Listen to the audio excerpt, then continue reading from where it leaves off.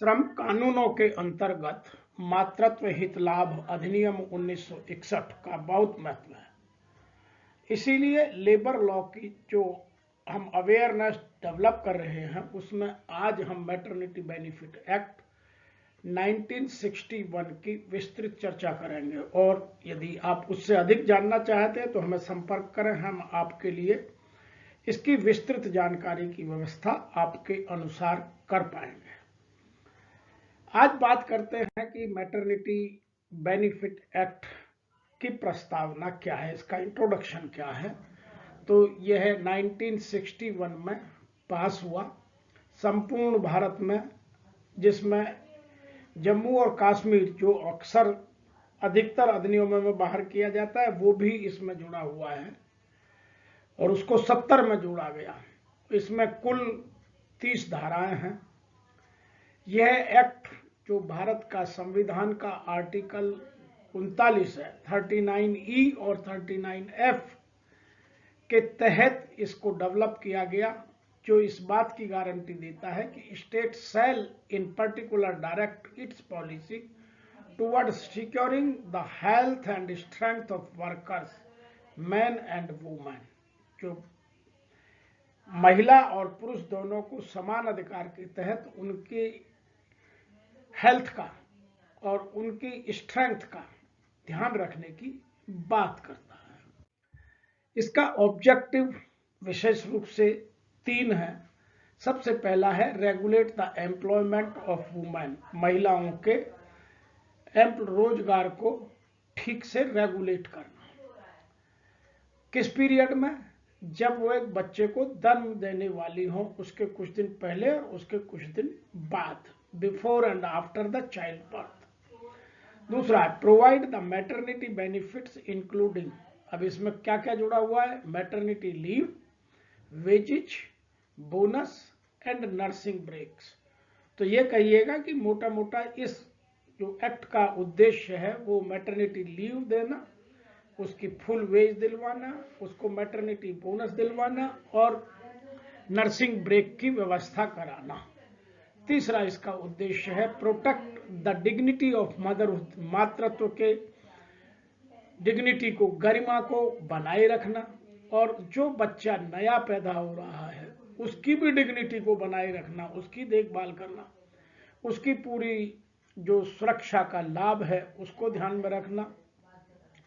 और इसमें सबसे बड़ी बात यह है कि the healthy maintenance of women and her child at his important time when she is not working, क्योंकि वो जब वो मातृत्व के उस समय में जब बच्चे को जन्म देने का जो पीरियड है, जो 26 वीक फिक्स किया गया है, उसमें काम करने के योग्य ठीक से नहीं रह जाती है, तो उस समय उसके इन सब बेनिफिट्स की बात करना। इंपॉर्टेंट डेफिनेशंस, प्रमुख परिभाषाएं। सबसे पहले चाइल्ड, बच्चा क्या है? यह जो न्यूली बॉर्न बेबी है वह, या उसकी किन्हीं कारणों से डेथ उसके पहले या बाद में हो जाए तो वह भी इसमें शामिल है। दूसरा है delivery, means birth of child. तीसरा है commissioning mother, biological mother who uses her egg in other women to get the child, जो अपने अंडे को दूसरे के गर्भ में स्थापित करने के लिए देती है, उसको कमीशनिंग मदर कहा जाता है।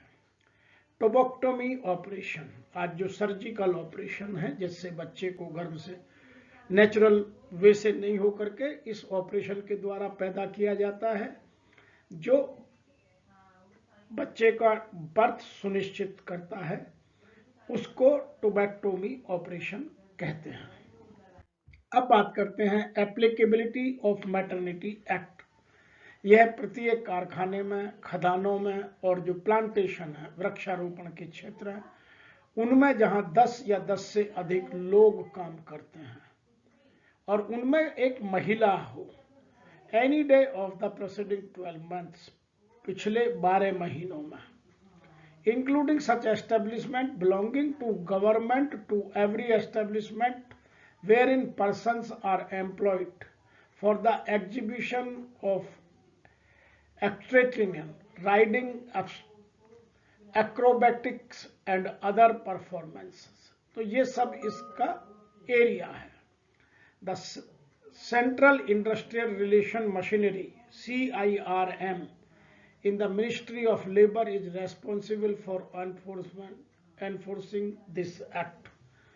तो ये केवल प्राइवेट सेक्टर में नहीं, जो इंडस्ट्रियल मशीनरी जो मिनिस्ट्री ऑफ लेबर के तहत आती है वह इसको और जगह भी फैलाने की बात करती है।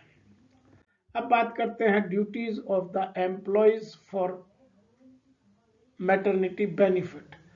एक एम्प्लॉय के क्या कर्तव्य हैं under section 52 the maternity benefit act 1961। She must work not less than 80 days in the 12 month immediately preceding the date of her expected delivery। तो उसने, जो महिला है जिसको बच्चा होने वाला है, उसने पिछले 12 महीनों में डिलीवरी की डेट से पहले उस कारखाने में, उस संगठन में, उस कार्यालय में कम से कम 80 दिन अवश्य काम किया हो, पहली कंडीशन है। दूसरी है 10 weeks before the due date of expected delivery, she may ask employer to give her light work for a month। वो बच्चे के बर्थ से 10 वीक पहले, अर्थात लगभग 2.5 महीने पहले, वह अपने एम्प्लॉयर को लाइट वर्क के लिए अपनी रिक्वेस्ट दे सकती है। और eight the time she should produce A certificate that she is pregnant. उस टाइम उसको अपनी प्रेगनेंसी का सर्टिफिकेट साथ में लगाकर देना होगा। She should give a written notice to the employer about 7 weeks before the date of delivery. जो एक्सपेक्टेड डेट ऑफ डिलीवरी है उससे 7 वीक पहले वो एक एप्लीकेशन देगी that she will be absent before and after her delivery, कि वो अपनी डिलीवरी के कुछ दिन पहले और उसके बाद छुट्टी पर रहेगी। She should also name the person to whom payment will be made in case of can not take herself. वह राइटिंग में यह भी लिख कर देगी कि यदि वह नहीं लेने में असमर्थ है तो उसकी जगह उस पैसे को कौन लेगा। तो ये उसकी ड्यूटी है, उसको ये इन्फॉर्म करना आवश्यक है। अब हम बात करते हैं की हाइलाइट्स ऑफ द अमेंडमेंट्स। इसमें बहुत सारे अमेंडमेंट किए गए हैं और हम सबको लेटेस्ट नॉलेज होना आवश्यक है, इसीलिए इसकी हम बात करते हैं। Increase in maternity benefit. इसमें सबसे बड़ी बात है कि जो पहले कम पीरियड था उसको अब 26 वीक तक के लिए बढ़ा दिया गया है। Leave prior to expected delivery date 8 weeks. अब 8 वीक पहले मतलब 2 महीने पहले, और उसके बाद में जो 16 वीक्स बचते हैं उनको वह बाद में ले सकती है। No increase benefit for third child. यदि किसी को कोई तीसरा बच्चा होता है तो उसके लिए कोई बेनिफिट इसमें नहीं दिया गया है। The increase maternity benefit is only available for the first 2 children. पहले 2 बच्चों को ही यह सुविधा मिलेगी। दूसरा, women having 2 or more surviving children shall only be entitled to 12 weeks of maternity benefit, of which not more than 6 weeks shall taken prior to the date of expected delivery। तो इसमें स्पष्ट कहा गया है कि जिनके 2 बच्चे हैं केवल उन्हीं को ये सुविधा मिलेगी और किसी को नहीं मिलेगी। आइए अब बात करते हैं नंबर 3 की, एडॉप्शन और surrogacy. A woman when adopt a child below the age of 3 months। यदि कोई भी महिला किसी 3 महीने या 3 महीने से कम के बच्चे को एडॉप्ट करती है, या commissioning mother will entitled to maternity benefit. या तो वो महिला जो एडॉप्ट करती है या जो कमीशनिंग मदर है उसको 12 सप्ताह के अवकाश का यह सुविधा उसमें दी जाती है। From the date the child is handed over to the adopting mother और कमीशनिंग मदर। तो इसमें ये दोनों सुविधाएं जो बच्चे को एडॉप्शन करते हैं, छोटे बच्चे को, उनमें भी ये मैटरनिटी बेनिफिट एक्ट की सुविधा दी जाती है। दूसरा, क्रचेज फैसिलिटी, एस्टेब्लिशिंग हैविंग 50 या उससे अधिक 50 या 50 से अधिक महिलाएं उनके यहाँ काम करती हैं और उनके सबके बच्चे हैं, तो उसको क्रिच की सुविधा देना मैटरनिटी बेनिफिट में भी आवश्यक है। और यदि आप देखें तो फैक्ट्री एक्ट में भी इसका प्रावधान किया गया है।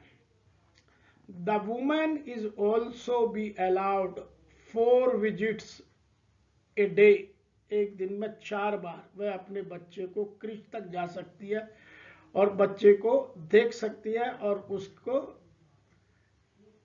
फीड करने की सुविधा उसे मिल सकती है। इसमें 2 चीजें और ध्यान रखी हैं, which will include the interval for rest allowed to her, इसमें जो इंटरवल मिलता है वो भी इंक्लूड है। बात करते हैं नंबर 5 की,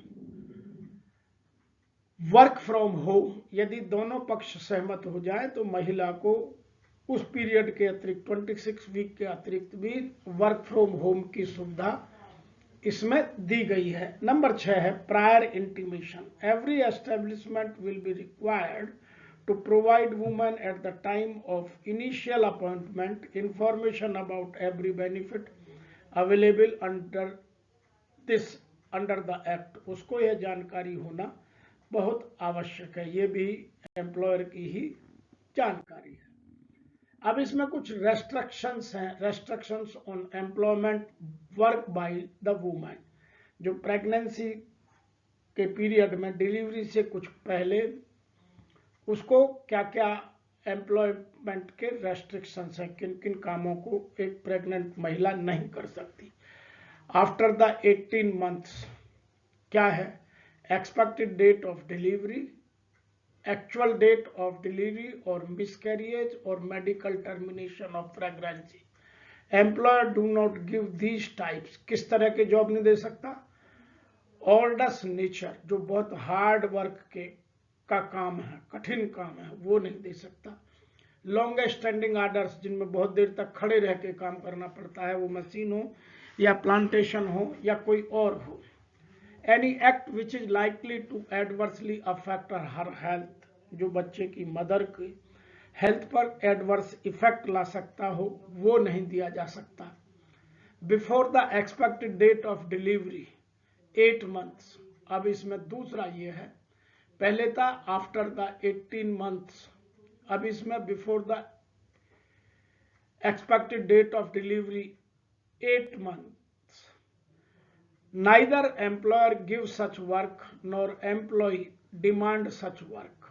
Orders nature, long standing hours, any act which is likely to adversely affect her health or the health of the unborn child.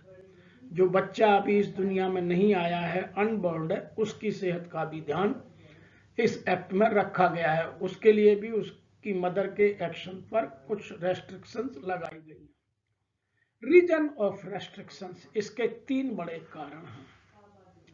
To protect her and her newly born child, ये महिला को सुरक्षा देना और उसके बच्चे को सुरक्षा देना है। दूसरा, so that any child should not interfere, so that any act should not interfere with her pregnancy or normal development or fetus, तो जो बच्चे की ग्रोथ है उसमें किसी तरह की कोई रुकावट ना हो, ताकि नॉर्मल डिलीवरी होने की संभावना बनी रहे। No act should be done which is detrimental to the health of unborn child, जो अनबॉर्न बेबी है, बच्चा है, उसकी चाइल्ड को किसी तरह के भी खतरा पैदा करने वाले कोई भी काम उस महिला से नहीं कराए जा सकते। अब इसमें मैटरनिटी बेनिफिट एक्ट में 2 तरह के बेनिफिट हैं, एक कैश बेनिफिट, एक है नॉन कैश बेनिफिट। आइए इन दोनों की भी चर्चा करते हैं, क्योंकि प्रत्येक महिला को यह जानना आवश्यक है। कैश बेनिफिट में leave of 26 week, 8 week before expected date of delivery and 18 week after death of expected date of delivery, तो 26 वीक की छुट्टियां हैं। दूसरा, ए मेडिकल बोनस ऑफ ₹3,500 ये मिनिमम अमाउंट है, उससे अधिक दे सकते हो। इसमें कभी भी अमेंडमेंट होता रहता है, तो अमेंडमेंट के बाद ये अमाउंट फिर बदल जाएगी।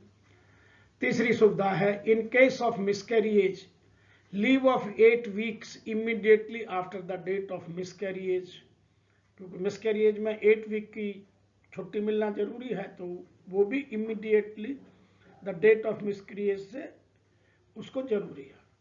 N additional leave with pay up to 1 month proof of illness, यदि महिला बीमार हो गई या बच्चा बीमार हो गया तो उस केस में भी 1 महीने की एडिशनल लीव का प्रावधान है।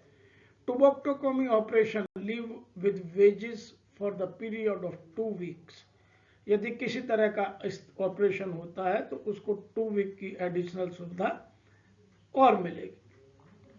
तो ये कुछ बेनिफिट्स हैं जिनको हम कैश बेनिफिट्स में। अब आते हैं हम उसकी कैलकुलेशन कैसे हो। तो calculation of average daily wage for at least 3 months was worked in establishment. Formula है average daily wage is equal to amount earned in 3 months number of days in a month divided by number of days. तो ये है। दूसरा इसमें एक note लगाया, keeping minimum wage act 1948 in mind while calculating the average wage. जो per day उस state की या उस एरिया की जो मिनिमम वेज जिस कैटेगरी के लिए है, यदि किसी कारण बस उस महिला ने उतना उन दिनों में अर्न नहीं किया है तो वो मिनिमम वेज से कम अमाउंट नहीं हो सकती।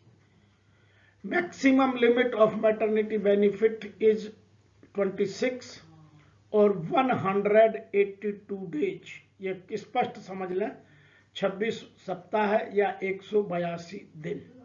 Eligibility maximum 80 days worked preceding the date of expected delivery including lay off, government holidays और एम्प्लॉयर हॉलीडेज और कंपनी वैलिड हॉलीडेज, ये सब उसमें जुड़े रहेंगे। अब हम बात करते हैं payment of medical bonus to be done by the employer to women employ. Medical bonus is additional maternity benefit if no prenatal preborn birth confinement or postnatal care is being provided by the employer free of charge, they will give the medical bonus of rupees 3,500 amount one time. Second benefit है the employer provides prenatal confinement or postnatal care to the employee woman free of charge. तो ये कुछ benefits हैं। अब बात करते हैं non cash benefits की। नो डिस्चार्ज और dismissal when is on maternity leave, किसी भी महिला को जब वह मातृत्व हित लाभ के तहत मैटरनिटी लीव पर है उस पीरियड में टर्मिनेट या डिसमिसल या डिस्चार्ज नहीं किया जा सकता। लाइट वर्क फॉर 10 weeks बिफोर डिलीवरी, 10 सप्ताह का हल्का काम। No charge to be made on her in any of the condition to her job while on medical leave, जब वह मैटरनिटी लीव पर है तो उसको कोई भी चार्ज नहीं बनता। 2 नर्सिंग ब्रेक्स, उसको जब वह काम पर लौट आती है और जब तक बच्चा 15 महीने का नहीं हो जाता है तब तक उसको पर डे 2 नर्सिंग ब्रेक्स मिलना आवश्यक है। No deduction from normal and unusual daily wages of a woman entitled to maternity benefit under the provisions of this act. Note, लेकिन एक बात ध्यान रखने की है, in case of woman dies during this period the maternity benefit shall be payable only for the days up to and including the day of in her death.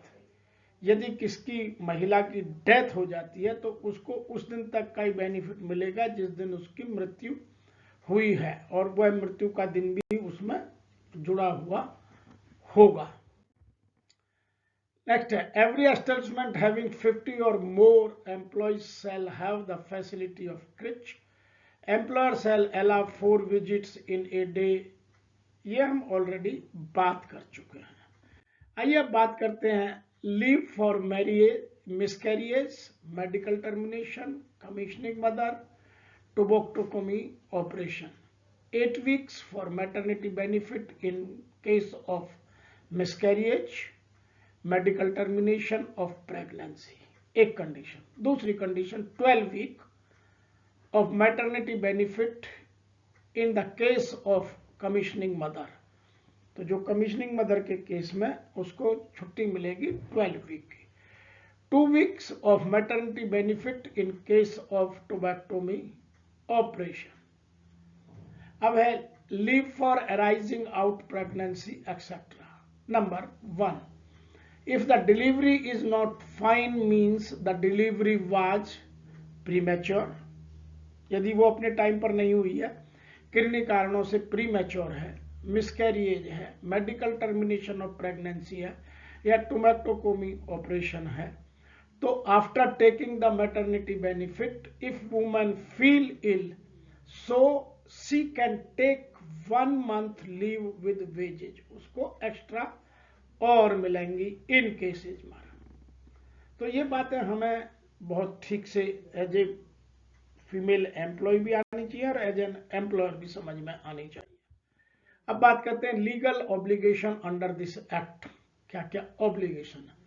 No employer shall knowingly employ a woman in establishment during 6 weeks following the date of her delivery or miscarriage, एक बात। दूसरी, no woman shall work in any establishment during the 6 week immediately the day following her delivery, कम से कम 6 week पहले कोई भी महिला किसी भी एस्टेब्लिशमेंट में काम नहीं करेगी। It shall be unlawful for her employer to discharge or dismiss her on account of such misconduct, इस तरह के मिसकंडक्ट पर उस पीरियड में उसको ना तो डिस्चार्ज किया जा सकता है ना डिसमिस किया जा सकता है। In case of gross misconduct the employer in writing can communicate about depriving such benefits, यदि कोई एम्प्लॉयर ऐसा उसको डिप्राइव करता है, मना करता है, उसको ये सुविधाएं नहीं देता है, तो राइटिंग में कंप्लेंट कर सकती है। Writing 60 days from the day of deprivation of maternity benefit, any woman can appeal to the authority prescribed by law, तो यदि कोई एम्प्लॉयर मना करता है तो लॉ में अपील का एक प्रावधान है, उसमें कोई भी महिला कर्मकार जिसने मैटरनिटी बेनिफिट पीरियड का लाभ नहीं मिला है वो अपील कर सकती है। Right, duties and penalties of the employer. Employer का राइट है फॉरफीचर ऑफ मैटरनिटी बेनिफिट, यदि एक महिला एक ही समय में 2 जगह काम करती है तो एक जगह उसका एम्प्लॉयर फॉरफिट कर लेगा, एक महिला को 2 जगह से लाभ नहीं मिल सकता। Abstract of this act and rules, वो एब्स्ट्रैक्ट निकाले और मेन गेट जहां से एंट्री है या जहां से मैक्सिमम फीमेल एम्प्लॉयज निकलती हैं और जो उस लैंग्वेज को समझती हैं उस पर उसमें चस्पा करना ताकि मैक्सिमम लोग इस एक्ट की अवेयरनेस प्राप्त कर सकें। नंबर 3 है record management. Every employer shall prepare and maintain such registers, कितनी महिलाएं काम करती हैं, किन किन के कितने बच्चे हैं, किस किसने कब कब किस पीरियड से किस पीरियड में छुट्टी ली है, वो सब उन चीज़ों का अपने यहाँ रिकॉर्ड रखेगा। Penalty for contraventions of the act, यदि वह ये सब काम नहीं करता है, लॉ का पालन नहीं करता है, कानून का पालन नहीं करता है, तो उसे क्या क्या उसके अगेंस्ट में सजा हो सकती है या उस पर जुर्माना लग सकता है। तो सजा है imprisonment which shall not be less than 3 months, कम से कम 3 महीने है, उससे कम नहीं हो सकती है, लेकिन इसको 1 महीने के लिए और बढ़ाया जा सकता है। वर्तमान में इस पर जो फाइन है वो 2000 रुपये है, विच में बी एक्सटेंडेड टू ₹5000, जो 5000 तक और बढ़ाया जा सकता है। ये सब कुछ जानना बहुत आवश्यक है और इसका पालन किया जाना सभी के हित में है। अब फॉरफीचर ऑफ मैटरनिटी बेनिफिट, जैसे मैं अभी बात कर रहा था, if the woman work in her maternity benefit period in another establishment. दूसरा हम बात करेंगे section 6 notice of claim of payment of the benefit. Notice by the employed women, एक जो महिला कर्मकार है वो क्या नोटिस देगी? नंबर 1, एक तो राइटिंग में देगी, by employed women who wants to claim maternity benefit वही देगी। The employer from whom she wants to claim the maternity benefit उसको देगी। पेमेंट किसको दिया जाए, उसे मिले या उसके नॉमिनी को मिले, वह लिखित में देगी। तो ये सब के लिए एक राइटिंग में एप्लीकेशन या नोटिस देना आवश्यक है। In that notice she will also mention the date from which she will take the maternity leave, कब से कब तक छुट्टी लेगी ये मेंशन करेगी। Not from the date of early than the 8 weeks from the date of expected delivery, वह किसी भी हालात में डिलीवरी की एक्सपेक्टेड डेट से 8 वीक से 8 सप्ताह से पहले का समय ना हो। In the notice, if the notice is not given before the delivery then it can give after delivery, does not matter. यदि किन्हीं कारणों से उसने डिलीवरी से पहले नहीं दिया, उसे ध्यान नहीं आया या कोई प्रॉब्लम नहीं, तो उसके बाद दे सकती है, लेकिन नोटिस दिया जाना आवश्यक है। If notice is not given at all, न पहले दिया न बाद में दिया, even then she is entitled to get the maternity benefit। यदि नहीं दिया है तब भी ये एम्प्लॉयर की रेस्पॉन्सिबिलिटी है कि मैटरनिटी ऐसा पीरियड है जो सबको दिखाई देता है। पेमेंट ऑफ मैटरनिटी बेनिफिट, वो एडवांस भी हो सकता है। एडवांस क्या हो सकता है? Payment due for the period before the expected delivery, इसका एडवांस पेमेंट भी हो सकता है। Power of inspector regarding payment of maternity benefit act, इसमें इंस्पेक्टर को क्या पावर है? नंबर 1, यदि कोई एम्प्लॉयर मिसचीव करता है, डज नॉट पे मैटरनिटी बेनिफिट और मेडिकल बोनस, पे इज विदहेल्ड, उसने उसको रोक लिया है किन्हीं कारणों से, तो employer do not give the maternity benefit, medical bonus और बोथ, या तो मेडिकल बेनिफिट नहीं दे रहा है या मेडिकल बोनस नहीं दे रहा है किसी भी महिला कर्मकार को, तो उसके खिलाफ इंस्पेक्टर एक्शन ले सकता है। दूसरी condition, employer do not give the maternity benefit और मेडिकल बोनस और बोथ टू द नॉमिनी और लीगल रिप्रेजेंटेटर, या तो उसका जो नॉमिनी है जो या लीगल उसने रिप्रेजेंट किया था उनको नहीं दे रहा है, तो वो भी इसके अगेंस्ट अपील कर सकते हैं और गवर्नमेंट इंस्पेक्टर उनको यह सुविधा दिला सकता है। Inspector either on his own, या तो उसको राइटिंग में मिले या वो अपने आप भी कर सकता है। अब इसका कंक्लूजन ये निकलता है, बाकी यदि इसको आप और डिटेल में समझना चाहते हैं तो हमारी सेवाएं लीजिए, हम आपके शो फ्लोर पर या आपके कारखाने में आकर आपको इसकी डिटेल में जानकारी दे सकते हैं, और यहाँ आप जहाँ चाहें वहाँ हम आकर उसके जो भी चार्जेज है वो आप पे कीजिए। डिटेल में समझना है, उसकी डॉक्यूमेंटेशन समझना है, उसके फॉर्म को समझना है, उसकी और निटी गिटी को समझना है, तो आप हमारी सर्विसेज हायर कर सकते हैं।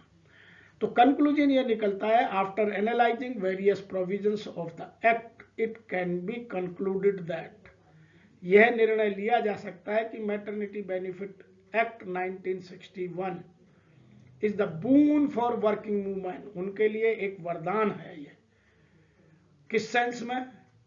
एक तो उनकी जॉब इनसिक्योरिटी को कम करता है, ड्यूरिंग द मैटरनिटी पीरियड उनको लाइफ में सुरक्षा देता है और उनके सिस्टम को रेगुलेट करता है ताकि उनका एम्प्लॉयमेंट बना रहे, बच्चे की सेहत का ध्यान रहे और महिला अपनी भी सेहत का ध्यान रखे और इस बैंक के बेनिफिटों से अपने जीवन को सुचारू रूप से चला सके और इस राष्ट्र में अपना एक महिला होने के नाते एक सुदृढ़ योगदान दे सके।